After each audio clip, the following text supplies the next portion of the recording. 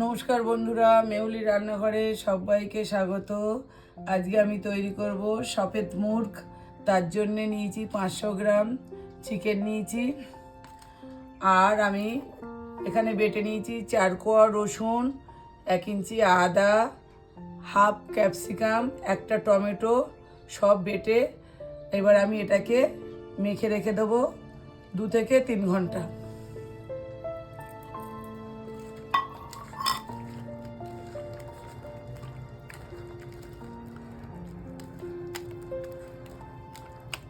আমি এটাই মেখে 2-3 ঘন্টা আমি চাপা দিয়ে রেখে দেবো। আপনারা চাইলে ফ্রিজেও রাখতে পারেন আর নর্মাল টেম্পারেচারেও রাখতে পারেন।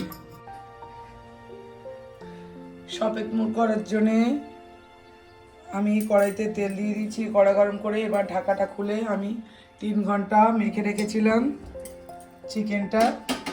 এবার আমি চিকেনটা এতে দিয়ে দেবো।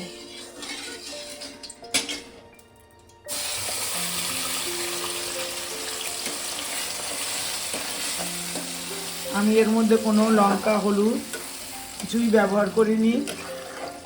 এই রান্নাটাতে লঙ্কা হলুদ পড়বে না।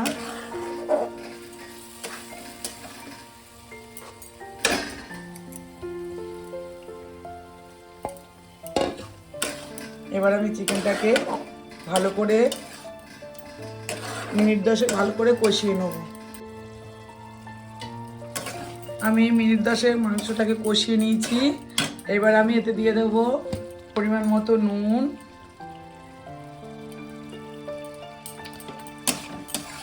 আর দিয়ে দেবো চিনি।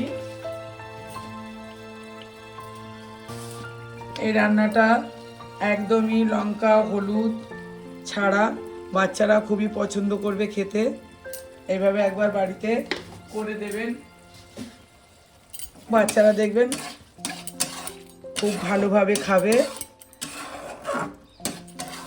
এবার এটাকে আমি আর একটু কষিয়ে নেবো, আর এর মধ্যে দিয়ে দেবো অল্প করে একটু চিজ দিয়ে আমি আবারও মাংসটা মিনিট 5 ভালো করে কষিয়ে নেব।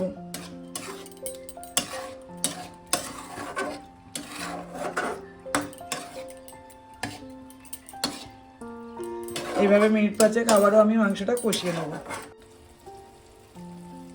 এবার আমি একটু দিয়ে দেবো হাফ চামচ মতো কাসুরি মেথি, এইভাবে হাতে ম্যাশ করে দিয়ে আমি আবারও মিনিট 2-3 চাপা দিয়ে রেখে দেবো। এবার মিনিট 2-3 আমি এটাকে চাপা দিয়ে হতে দেবো। মিনিট 2-3 চাপা দিয়ে রেখেছিলাম। এবার চাপাটা খুলে আপনাদেরকে দেখাচ্ছি। দেখুন কত সুন্দর হয়েছে সফেদ মুরগ, কত সুন্দর দেখতে হয়েছে। এইভাবে একবার হলেও বাড়িতে বানিয়ে খান, সবাইকে খাওয়ান। আর যদি রান্নাটা ভালো লাগে একটা লাইক কমেন্ট সাবস্ক্রাইব করে দেবেন, আর নতুন বন্ধুরা সাবস্ক্রাইব করে পাশে থাকবেন। দেখুন এইভাবে আমি রান্নাটা এবার গ্যাসটা অফ করে ঢেলে দেবো।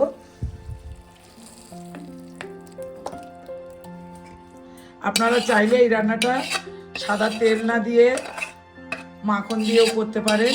আমি সাদা তেল দিয়ে করেছি, মাখন দিয়ে করলে আরও রান্নাটা টেস্টি হবে।